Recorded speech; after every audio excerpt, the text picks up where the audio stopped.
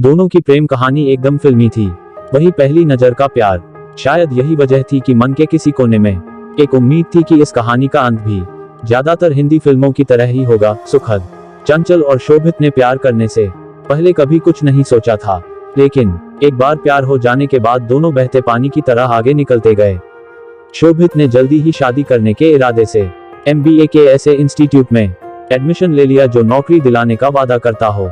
शोभित हड़बड़ी में इसलिए भी था क्योंकि चंचल के घर वाले लड़का तलाश रहे थे।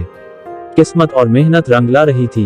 बड़े MBA कॉलेज में दाखिला मिलते ही दोनों के मुरझाते मन में पानी की छींटें पड़ गई थीं। दोनों को लगने लगा था कि सब कुछ एकदम ठीक हो जाएगा, लेकिन हिंदी फिल्मों की तर्ज पर नाटकीय मोड़ आना ही था सो आया। कोर्स में दाखिला लेने के 1 महीने के भीतर ही चंचल की शादी तय हो गई। चंचल बहुत घबराई हुई थी, बल्कि वो दोनों ही बहुत घबराए हुए थे। जी में आ रहा था कि फौरन भागकर शादी कर लें, लेकिन नौकरी नहीं थी और इसी वजह से दोनों के बढ़ते कदम ठिठर जाते थे। शोभित बार बार चंचल और खुद को समझाता रहा कि जो भी होगा अच्छा होगा। दोनों की बात भी हुई कि शादी की बात अपने अपने घरों में करें, लेकिन हर बार की कोशिश जाती। उम्र, हैसियत, बेरोजगारी जैसी वजहों की भेंट चढ़ जाती। वक्त बहुत तेजी से हाथ से निकल रहा था। शोभित ने MBA की पढ़ाई और कोर्स छोड़कर कॉल सेंटर में नौकरी करने की सोची। लेकिन प्यार के रास्ते पर पहले चल चुके कुछ अनुभवी लोगों ने इससे होने वाले नुकसान को इतना बड़ा करके बताया कि दोनों इस रास्ते में भी आगे नहीं बढ़ सके। दोनों ने प्यार तो कर लिया था, लेकिन उसके आगे की बातें नहीं सोची थी। यही वजह थी कि प्यार के सफर पर निकल जाने के बाद जब बात शादी की आ रही थी तो कभी चंचल को अपने भाई बहन की शादी का डर सता रहा था, तो कभी शोभित को परिवार की इज्जत और भविष्य की चिंताओं का काला खौफ। समय ऐसे बीत रहा था जैसे वह काले तेज घोड़े पर सवार हो, रुकने का नाम ही नहीं ले रहा था। रुकता भी तो कैसे, उसका काम ही है लगातार चलना। शादी की तारीख आ रही थी और बेबसी, बेचैनी की अजीब सी भावनाओं ने मन में घर बना लिया था। ऐसे हालात में दोस्त सबसे अच्छे और अनोखे विकल्प देते हैं। चंचल और शोभित को भी कई सुझाव मिले।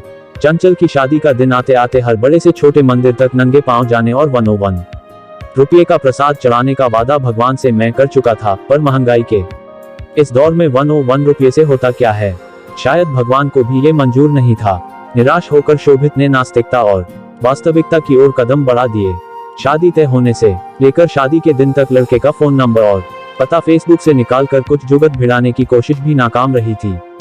उसकी शादी वाला पूरा दिन शोभित ने मंदिर में ही बिताया। कुछ उम्मीदें शायद अभी बाकी थीं, हालांकि सूरज ढलने के साथ उनमें भी तेजी से कमी आ रही थी। हिंदी फिल्मों को शोभित ने अपनी जिंदगी में कुछ ज्यादा ही उतार रखा था, इसलिए शाम होते ही आखिरी सलाम करने पहुंच गया मैरिज हॉल। दुल्हन के तैयार होने वाले कमरे में किसी तरह पहुंचकर उसे बोल दिया कि मैं स्टेज पर आऊंगा, तू मुझे गले लगा लियो, मेरी थोड़ी पिटाई तो पड़ेगी लेकिन सब ठीक हो जाएगा, शादी कैंसिल हो जाएगी। इतना कहकर शोभित तीर की तरह कमरे से बाहर निकल गया। शोभित का जोश दोबारा जाग चुका था। अब यह शोभित का ब्रह्मास्त्र था। जयमाल होते ही वो स्टेज पर पहुंच जाता है। उसके मन में ब्रह्मास्त्र के चलने के बाद पिटने का डर तो था, पर साथ में सफलता की उम्मीद भी। स्टेज पर उसके करीब पहुंचा तो उम्मीद थी कि वह गले लगा लेगी। शोभित ने चुपके से इशारा भी किया, लेकिन उसके चेहरे पर कोई भाव नहीं था। पर कुछ मिनट रुकने के बाद फोटोग्राफर ने शोभित से कहा, भैया अब उतर भी जाओ। एक झटके में शोभित अपनी सपनीली फिल्मी दुनिया से हकीकत में आ चुका था। चंचल किसी दूसरे की जिंदगी बन चुकी थी।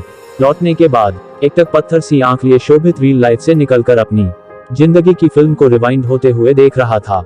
बस शोभित का साथ देने के लिए चंचल नहीं, उसके आंसू और यादें साथ थीं।